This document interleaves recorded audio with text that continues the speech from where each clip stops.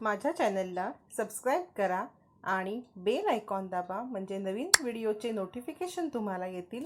Video आवडला तर like करा। हॅलो स्टुडंट, आज आपण स्टँडर्ड 8 चा सेकंड लेसन सायन्सचा हेल्थ अँड डिसीजेस बघणार आहोत। त्याच्या आधी आपण हेल्थ म्हणजे काय ते बघूया।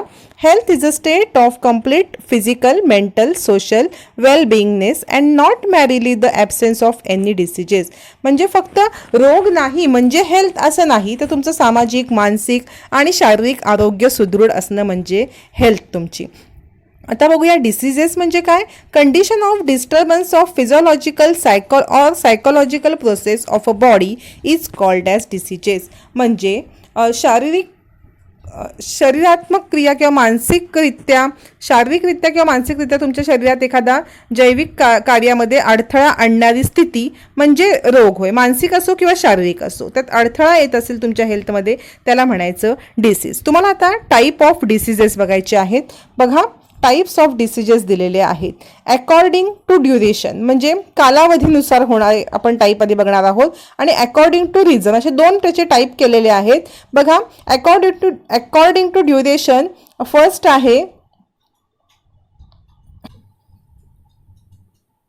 आहे क्रॉनिक डिसीजेस म्हणजे दीर्घकालीन रोग, बराच वर्षानुवर्ष असलेला क्रॉनिक डिसीजेस। सेकंड आहे ॲक्यूट डिसीजेस म्हणजे तीव्र रोग, त्याची प्रखरता ही तीव्र असते। आणि इकडे आहे अकॉर्डिंग टू रिझन। बघा, पहिलं आहे हेरिडिटरी डिसीजेस म्हणजे अनुवांशिक रोग, एक्झाम्पल डाऊन सिंड्रोम। बघा, डाऊन सिंड्रोम दिलेला आहे एक्झाम्पल। दुसरं आहे इथे सेकंड इकडे दिलेला एक्वायर्ड डिसीजेस म्हणजे उपार्जित रोग त्याला मराठीमध्ये म्हटलेला आहे। त्याचे दोन प्रकार आहेत, infectious diseases and non infectious diseases. म्हणजे संसर्गजन्य रोग, उदाहरणार्थ common cold, flu and dengue म्हणजे एखाद्या व्यक्तीच्या संपर्कामध्ये आपण आलो तर आपल्याला रोग होतात, त्याला म्हणायचं infectious diseases, common cold, flu, dengue. आणि इकडे आहे नॉन इन्फेक्शियस डिसीजेस म्हणजे डायबिटीज, हार्ट डिसीजेस। बघा, डायबिटीज हा तुम्ही संपर्कात आला डायबिटीज लोकांच्या तर तुम्हाला रोग तो होणार नाही, किंवा हार्ट पेशंटच्या संपर्कामध्ये आलात तर तो रोग होणार नाही, याला म्हणायचं नॉन इन्फेक्शियस डिसीजेस। अशा प्रकारे दोन प्रकारे त्याचे आपण टाइप्स बघितलेले आहेत। पुढे बघूया, in this area small droplets are vaporised into fine mist remain in the air for several minute of few hours. Large droplet settle on the ground within few second.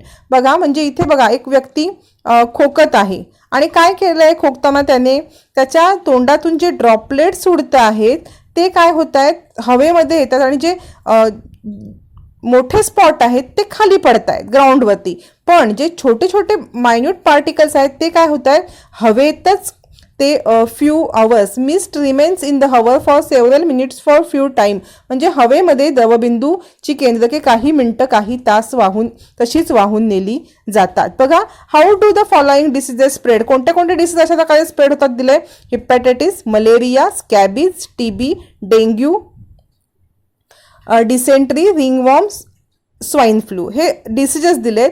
आणि हा खोकल्याचा हा डिसीजेस आहे, हा इथे आपल्याला कसा स्प्रेड होतोय ते दिलेलं आहे। What do you mean by pathogens, pathogens म्हणजे काय, रोगजंतू म्हणजे काय असं तुम्हाला विचारलेलं आहे। आणि थर्ड क्वेश्चन आहे what do you mean bye infectious diseases. बघा, आता इन्फेक्शियस डिसीजेस इथे दाखवलेला आहे तुम्हाला, हा जो तुम्हाला हे दाखवलेला आहे कसं इन्फेक्शन होतं। बघा, म्हणजे हे थुंकीद्वारे, त्याची थुंकीतून हे इन्फेक्शन होतं आहे, हे आहेत इन्फेक्शियस डिसीजेस। नेक्स्ट बघणार आहोत आपण आता इन्फेक्शियस डिसीजेस आपण आता ब्रीफमध्ये बघणार आहोत। बघा, फर्स्ट आहे ट्युबरक्युलोसिस आणि त्याचे पॅथोजेन्स कोणते आहेत, तर मायक्रोबॅक्टेरियम ट्युबरक्युली म्हणजे कारक, ते कशामुळे होतात ट्युबरक्युलोसिस तर मायक्रोबॅक्टेरियम ट्युबरक्युली। आणि मोड ऑफ इन्फेक्शन काय आहे तर spitting by patient through air म्हणजे रोग्याच्या थुंकीतून ते बाहेर पडतात।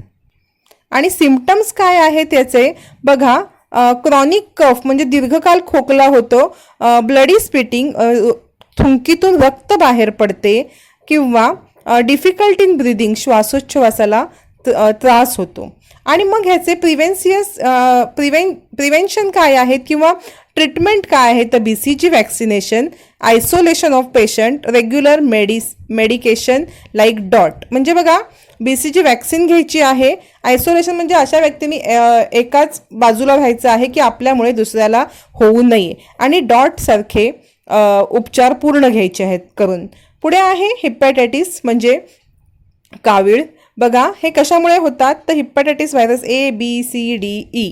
आणि याचे हे कोणते आहेत, mode of infection contaminated water, sharing of needle, blood transfusion म्हणजे पिण्याच्या पाण्यातून, वापरलेल्या सुईतून, याच्यातून त्याचे प्रसार होतो. आणि बघा सिम्पटम्स काय आहेत, yellow urine, general weakness, nausea, vomiting, grey stool म्हणजे भूक मंदावणे, लघवीला पिवळी होणे, थकवा येणे, मळमळ होणे किंवा ग्रे कलरचं स्टूल फॉर्म होणे. आणि ह्याच्यावरती ट्रीटमेंट काय आहे, drinking boiling water, proper cleaning of hand. Drinking boiled water and proper cleaning of hand म्हणजे उकळलेलंच पाणी प्यायचं आणि हात स्वच्छ करायचे आहेत प्रत्येक वेळी. पुढे आहे डिसेंट्री म्हणजे मराठीमध्ये त्याला अतिसार म्हणतात. बघा त्याचे मोड ऑफ इन्फेक्शन काय आहेत बघूया आपण, बॅक्टेरियल व्हायरस, बॅसिलिया, आणि पुढे आहे एंटामिबा, हिस्टोलिटिका, असे हे त्याचे कारक दिलेले आहेत किंवा पॅथोजन्स दिलेले आहेत. Mode of infection contaminated water, त्याचे सिम्पटम्स आहेत वॉटरी स्टूल म्हणजे टॉयलेटला पातळ होणे, आणि पेन इन ॲब्डमन पोट दुखणे. याच्यावरती आपण प्रिव्हेन्शन अँड ट्रीटमेंट काय करणार आहोत बघा, drinking of boiling water, proper storage of food म्हणजे बॉईल वॉटर प्यायचं आहे, बॉइल्ड वॉटर प्यायचं आहे आणि प्रॉपर स्टोअर करायचं आहे, उघडं वगैरे ठेवायचं नाही फूड. ORS घ्यायचं आहे जे जलसंजीवनी म्हणतात ते. नंतर आहे कॉलरा. कॉलराचे बघा पॅथोजन्स काय आहेत बघूया आपण, व्हिब्रियो कॉलरी हा त्याचा बॅक्टेरिया आहे पॅथोजन्स. आणि ह्याचे मोड ऑफ इन्फेक्शन आहेत कंटॅमिनेटेड फूड आणि वॉटर, दूषित अन्न आणि पाणी. याचे सिम्पटम्स बघा, वोमिटिंग, डायरिया आणि क्रॅम्प्स इन लेग म्हणजे उलटीसारखं होतं, पाय दुखतात, पेटका येतो, डिसेंट्री होते. आणि त्याचे उपाय काय करायचे आहेत बघा आपण, following hygienic practices and avoid open place food, drinking boiled water, vaccination against cholera म्हणजे स्वच्छता करायची आहे, उघड्यावरचं खायचं नाही आहे, प्रतिबंधक लस घ्यायची आहे. नंतर आहे टायफॉइड. त्याचे बघा पॅथोजन्स काय आहेत, साल्मोनेला टायफी. बघा साल्मोनेला टायफी हा बॅक्टेरिया आहे पॅथोजन्स. आणि त्याचं सोर्स काय बघा, कंटॅमिनेटेड फूड अँड वॉटर म्हणजे दूषित अन्न आणि पाणी. याचे बघा हे कसं होतं बघा, इथे काय त्याचे सिम्पटम्स आहेत, हेडॅक, रॅश ऑन ॲब्डॉमेन, डिसेंट्री म्हणजे भूक मंदावते, डोकेदुखी, मळमळ, पोटावर पुरळ उठते, ताप येतो. आणि उपाय काय करायचे आहेत आपण, drinking clean water, vaccination, proper disposal of sewage म्हणजे आपण सांडपाण्याची योग्य विल्हेवाट लावायची आहे. तसंच पाणी निर्जंतुक म्हणजे बॉईल करून प्यायचं आहे, क्लीन करून प्यायचं आहे प्रॉपर, आणि वॅक्सिनेशन घ्यायची आहेत.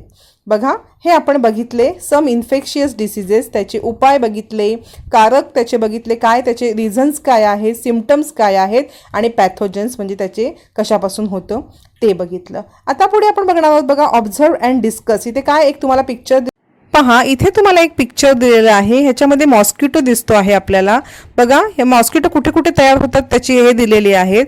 आणि पुढे आता आपण बघणार आहोत मॉस्किटोपासून होणारे डिसीजेस. बघा फर्स्ट आहे dengue. Mosquito lay the eggs in water logged place and there by their population increases म्हणजे काय होतं बघा, मच्छर काय करतो, हा अंडी घालतो, त्याला पोषक जिथे वातावरण असेल आणि त्याच्यापासून अनेक मच्छर तयार होतात. बघा डेंग्यू इज स्प्रेड बाय, कशामुळे डेंग्यू स्प्रेड होतो बघूया, Aedes aegypti. Dengue is spread by Aedes aegypti. This diseases is cause by DEN 1-2 virus belonging to type of flavivirus म्हणजे बघा ॲडिस इजिप्ती या प्रकारच्या डासापासून डेंग्यू हा संसर्गजन्य रोग पसरतो आणि हा आजार फ्लॅवी व्हायरस या प्रकारातील डेन 1 and 2 या व्हायरसमुळे होतो. आता ह्याचे सिम्पटम्स बघूया. ॲक्यूट फीवर, हेडॅक, वॉमिटिंग म्हणजे ताप येते, डोके दुखतं, उलट्या होतात. मग दुसरं आहे की बघा डोळ्याच्या the pain in eye socket, डोळ्याच्या खोबडीमध्ये दुखतं. तसंच decrease in platelets count that may leads to internal haemorrhage. बघा डिक्रीज इन प्लेटलेट्स काउंट आपला डिक्रीज होतो. तसंच इंटरनल हॅमरेज सुद्धा होऊ शकतात आपल्या शरीरामध्ये. इथे बघा तुम्हाला दिलेलं आहे टायरचे हे, म्हणजे आपण जर आजूबाजूची स्वच्छता नाही ठेवली तर तिथे हे डास तयार होऊ शकतात. त्यामुळे आपल्या आजूबाजूचा परिसर तसेच घरातला परिसर आपण नेहमी स्वच्छ ठेवायला पाहिजे. पुढे बघा, पहा इथे नेक्स्ट पिक्चर तुम्हाला दाखवलेलं आहे ॲडिस इजिप्ती डासाचं. आपण कशा प्रकारे त्याला म्हणजे डेंग्यू होण्यापासून कसं आपण प्रतिबंधक उपाय काय करू शकतो ते दिलेले आहे. इथे बघा मॉस्किटो, ह्याच्यासाठी मॉस्किटो कॉईल किंवा लिक्विड दिलेलं आहे. तसंच इथे मॉस्किटो मशीन आहे बघा, याच्याने सुद्धा डास जवळपास येत नाहीत, मरतात. तसंच पिण्याचं पाणी हे आपण नेहमी झाकून ठेवायचं आहे बघा. इथे तसंच काय सुती व्हाईट कपडे घातलेले आहेत त्या बाळाला, आणि इथे बघा फवारणी केलेली आहे. असे वेगवेगळे आपण उपाय करू शकतो. तसेच बघा malaria is caused by female Anopheles while, म्हणजे डासाच्या फिमेलमुळे, मादीमुळे ॲनाफिलस नावाच्या मलेरिया होतो. तसेच बघा एलिफंटासिस म्हणजे हत्तीपाय हा सुद्धा क्युलेस डासाच्या मादीमुळे एलिफंटासिस होतो. अशा प्रकारे वेगवेगळ्या डासांपासून वेगवेगळे आजार होतात आणि ते होऊ नये म्हणून आपण प्रिकॉशन घेतली पाहिजे. आपल्या आजूबाजूचा परिसर हा स्वच्छ ठेवला पाहिजे. पुढे नेक्स्ट डिसीज दिलेला आहे आपल्याला स्वाईन फ्लू. बघा रिझन ऑफ इन्फेक्शन दिलंय. Infection of swine flu occurs through pigs and humans, म्हणजे स्वाईन फ्लू हा डुक्कर या प्राण्याद्वारे लगेच माणसाला होतो. स्वाईन फ्लूचं हे जे व्हायरस असतात हे त्याच्या घामातून, तसेच नाकातून, घशातून आणि थुंकीतून होतो. बघा ह्या जो इन्फेक्टेड आहे त्याची लक्षणं काय दिले? डिफिकल्टी इन ब्रीदिंग, श्वास घ्यायला त्रास होतो. सोअर थ्रोट, बॉडी पेन म्हणजे घसा खवखवतो, आणि आपल्या शरीरात सुद्धा पेन्स होतं. बघा diagnosis of swine flu. Swine फ्लूचं डायग्नोसिस कधी झालं? For diagnosis of swine flu liquid from throat of patient is send to laboratory. कसा डिटेक्ट कसा होतो? त्याच्या जे थ्रोटमधले लिक्विड असतं ते लॅबोरेटरीमध्ये पाठवलं जातं, आणि diagnosis facility are available in National Institute of Virology. पुण्याला मगाशी मी सांगितल्याप्रमाणे नॅशनल इन्स्टिट्यूट ऑफ व्हायरॉलॉजी, तिथे ह्याचं पेशंटच्या घशामधलं जे लिक्विड ते पाठवलं जातं. अशा प्रकारे तिथे, आणि त्याच्यावरती रिसर्च, त्याचं डायग्नोसिस होतं त्या लिक्विडवरती की त्याला स्वाईन फ्लू झालेला आहे किंवा नाही. बघा first case of swine flu was reported in Mexico in 2009. म्हणजे सगळ्यात पहिला पेशंट हा स्वाईन फ्लूचा 2009मध्ये मेक्सिकोमध्ये सापडला होता. Swine flu is cause by the virus of influenza H1N1. H1N1 हा त्याचा व्हायरस आहे, त्याच्यापासून हा स्वाईन फ्लू येतो. Person who come in contact with pig can contract this diseases. म्हणजे जे पर्सन ह्या डुकरांच्या सानिध्यामध्ये येतात त्यांना हा रोग होतो. बघा ह्या लेसनमध्ये आपण इथे ह्या व्हिडिओमध्ये आपण इथे थांबूया.